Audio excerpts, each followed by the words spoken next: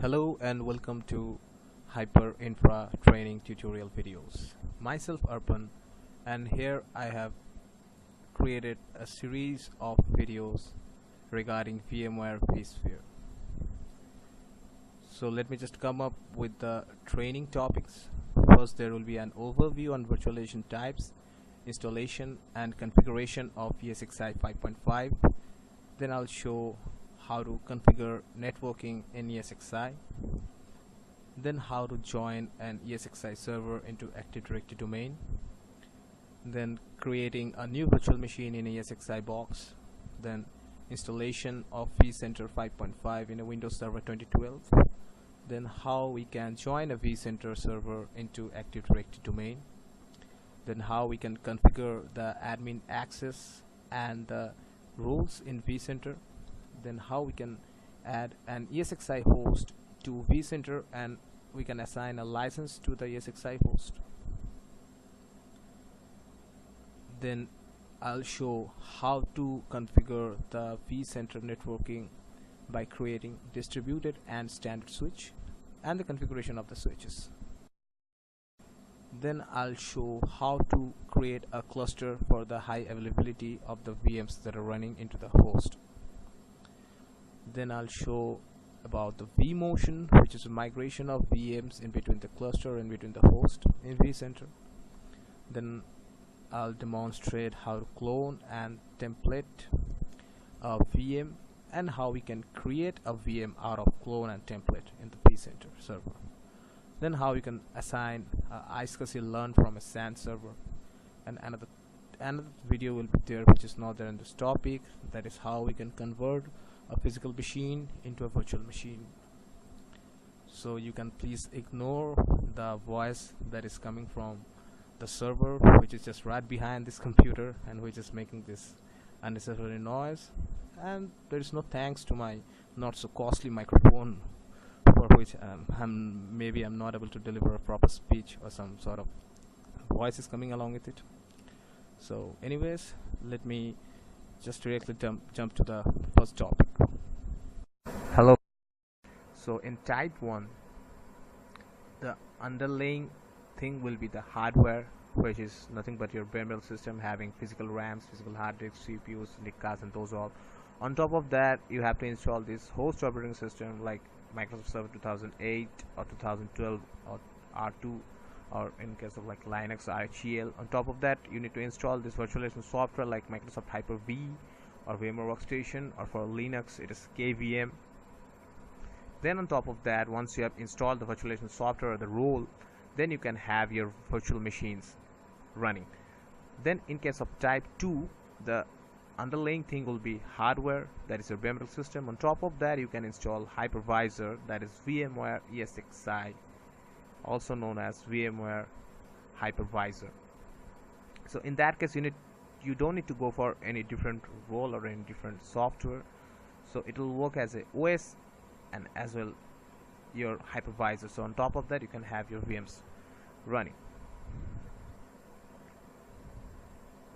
So once you'll power on your server with the VMware ESXi ISO image, so you need to select the ESXi 5.5. then after few moments you'll see the screen where all the modules and the device drivers will be getting loaded.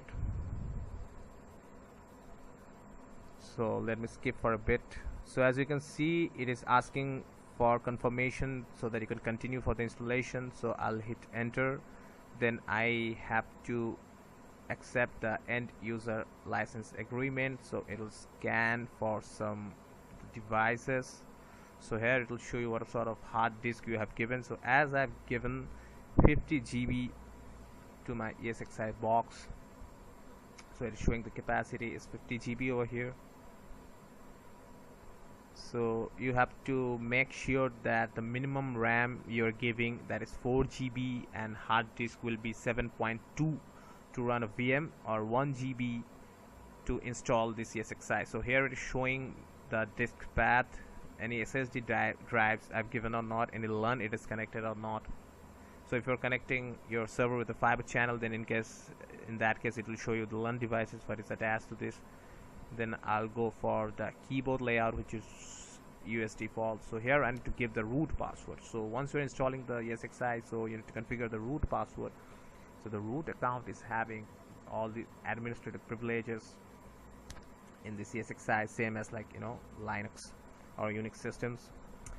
So I'll go for enter to continue. So it'll again scan for some time. Let me skip a bit. So right now I need to confirm that yes, I want to install this ESXi on this particular drive path, and it's giving the warning that it will be partitioned. So I'll ignore because I'm installing on a press disk. So my ESXi installation has been started. So here my ESXi is installed. So again it will reboot, but before reboot you have to make sure that you are removing your CD or DP. So again the server will rebooting, so it'll take a bit time. So as you can see, server has been rebooted, and right now all the ESXi related service are getting started. So my ESXi installation has been completed. So as my server is connected to a router, so in that case it is taking the DHCP IP. So you have to make sure that your ESXi server doesn't have a dynamic IP, so it should have a static IP. So to change that, first of all I need to log in with root credentials. So once I have logged in, I need to go to F2 for customizing the settings. So after I'll press F2,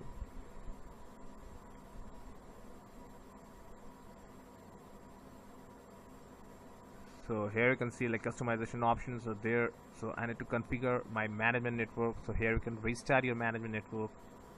There you can test your management network. You can check like whether your server is pinging with the default gateway or the domain controller or your DNS server, whatever systems you wanna ping with this ESXi. So once I've gone to configure management network, so here it is showing my NIC card in which chassis slot it has been attached. The next option is like VLAN. It is not required right now. So first what I'll do, I'll change the network configuration to static IP address.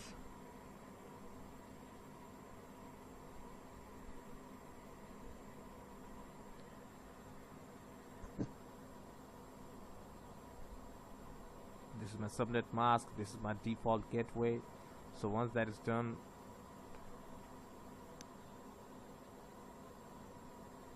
I need to change my DNS configuration also. So if you want to add your ESXi to your domain, if you want to make your ESXi as a part of your domain computers, then you need to give the primary DNS server over here. I'm giving my 80 servers IP over here, and I'll need to add the hostnet. So once this ESXi box is added to the domain, then you can see in Active Directory computers the same hostname what you're giving right now. So if you want to make any changes in IPv6 configuration, you can do it, but in this case I'll stick to IPv4. Then it'll ask me to restart the management network, so I'll press on yes. So as you can see, it is getting the static IP over here.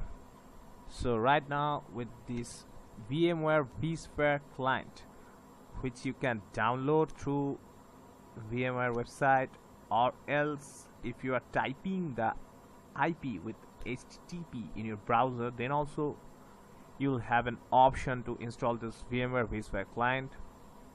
So let me log into the ESXi box by providing the root credentials. So it'll give me a warning of the certificate as it is not having a valid certificate. This ESXi is a evaluation period.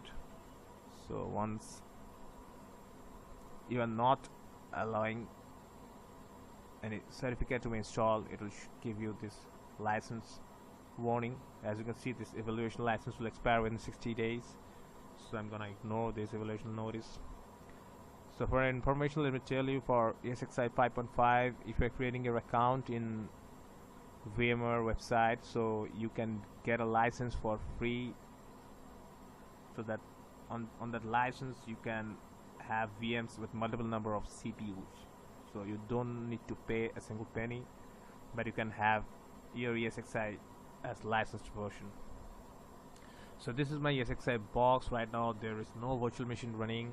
So this is the summary. What is the CPU it is using, this HA, DRS and fault tolerance I'll be explaining in next video. So this is the data store. Data store is nothing but how much disk space or how much storage you have given to the ESXi box. So I have given like 50 GB. It's showing like the capacity. So once you browse the data store, you can see whatever files are there in the data store. So if you want to create a new folder, you need to click on this icon.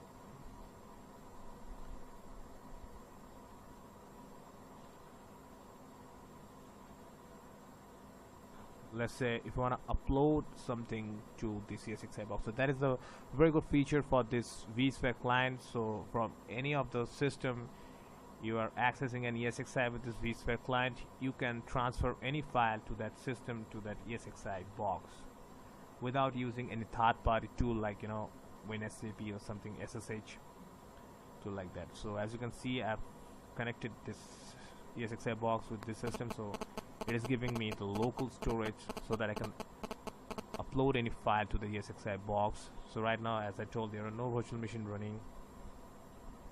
So this is the resource allocation. Here it will show you how much CPU or how much memory or how much storage you have given to the ESXi box. So configuration is one of the most important thing over here. I mean, whatever changes you want to make, instead of logging into the ESXi server directly, you can change it from here. So this is the networking, as I've given only one NIC card, and here it is the management network. So as you can see, it has created a standard switch. So here the users, so 3 users will be creating, even though you are providing the password for only one user, that is the root, which is the administrator. So it has created another 2, that is VPX user, so that is the vCenter administration account. So that will come into picture when you add a ESXi host to the vCenter.